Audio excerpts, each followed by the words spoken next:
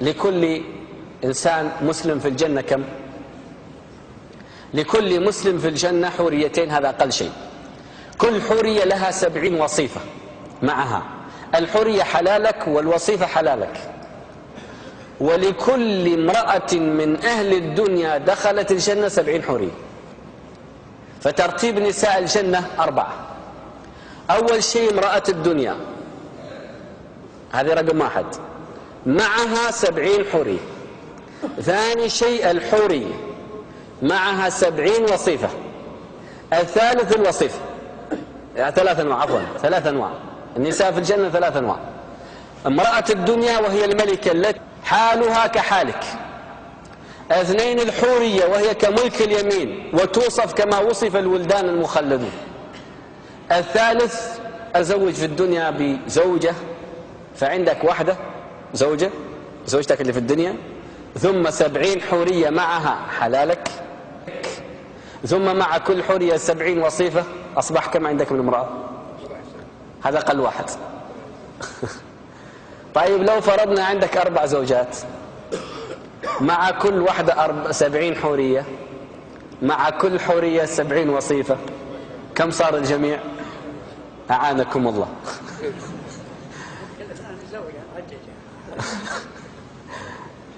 الله المستعان. إذن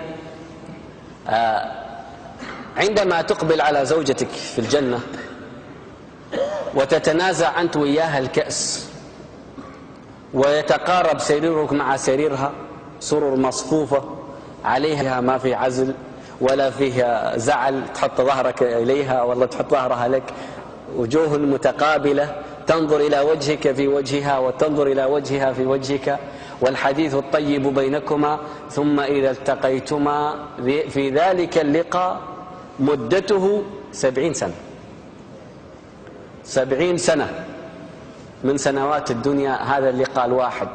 فإذا كملت ما يقارب 70 سنة تناديك حوريتك الثانية من درجة فوق درجتك: يا عبد الله، يا ولي الله، أليس لنا فيك نصيب؟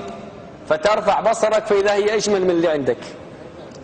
تقول لها: من أنت رحمك الله؟ تقول: أنا حوريتك في الجنة، أنا التي ذكرني الله عز وجل لك وقال ولدينا مزيد، أنا من المزيد.